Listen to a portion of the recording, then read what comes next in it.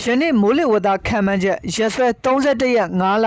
2026ညနေ6နာရီအခုဆိုရင်တော့ကျွန်တော်တို့အားကစားရံဝန်းမှာလွန်ခဲ့တဲ့10ရက်လောက်ကတည်းကအင်္ဂလန်နိုင်ငံလန်ဒန်ဒေသကိုအခြေပြုပြီးတကမ္ဘာလုံးကိုတိုက်ခတ်နေခဲ့တဲ့အာကလုံးကြီးကဆိုရင်ဖြစ်ဒီနေ့မနေ့တနာရီအချိန်ဝန်းကျင်မှာတော့လေဖီအားနဲ့ရံဝန်းဖြစ်ပြောင်းလဲသွားပြီးမုတ်စုံလေးဖြစ်ပြန်လဲအားရော့သွားခဲ့ပြီးပဲဖြစ်ပါတယ်မနေ့ည10နာရီခွဲအချိန်မှာတော့ဥရောပရဲ့နောက်ဆုံးပွဲစဉ်ဖြစ်တဲ့ချန်ပီယံလိဘောလူပွဲကြီးကိုပြင်သစ်လီဂူချန်ပီယံ PSG အသင်းနဲ့အင်္ဂလန်ပရီးမီးယားလိချန်ပီယံအသင်းဖြစ်တဲ့အာဆင်နယ်အသင်းတို့ Puskas Arena အားကစားကွင်းကြီးမှာရှင်ပြိုင်ကစားခဲ့ကြပါတယ်ဒီပွဲစဉ်မှာတော့အာဆင်နယ်အသင်းအနေနဲ့ပွဲစားချိန်6မိနစ်မှာတင်ကိုင်ဟာဘက်ရဲ့သွင်းကိုနဲ့စောစောစီးစီးဦးဆောင်ဝင်ရခဲ့တာကြောင့်လက်ကျန်ပွဲစဉ်တစ်ခုလုံးမှာ PSG အသင်းရဲ့တိုက်စစ်ကိုပိတ်ကစားဖို့ကြိုးစားခဲ့ပြီးဘောလုံးပိုင်ဆိုင်မှုဆိုရင်လည်းတပွဲလုံးပေါ်မှာ25ရာခိုင်နှုန်းအထိသာရရှိခဲ့တာဖြစ်ပါတယ်ဒီလိုဖိကစားနေတဲ့ PSG အသင်းအနေနဲ့ပွဲစားချိန်62မိနစ်မှာတော့မော်စကွာယာရဲ့အမားကနေတဆင့်ပင်နယ်တီရရှိခဲ့ပြီးရရှိလာတဲ့ပင်နယ်တီကိုလည်းဒမ်ဘီလီကအမားရွေးမရှိသွင်းယူသွားခဲ့ပြီး PSG အသင်းအတွက်ခြေပါကိုရယူပေးခဲ့ပါတယ်တာမန်ပွဲစားချိန်နဲ့အချိန်ပိုမိနစ်တွေမှာတစ်ဖက်တစ်ကိုးစီတေးရလက်နဲ့ပြီးဆုံးခဲ့တာကြောင့်အဆုံးဖြတ်ပင်နယ်တီကန်သွင်းယူခဲ့ကြပြီး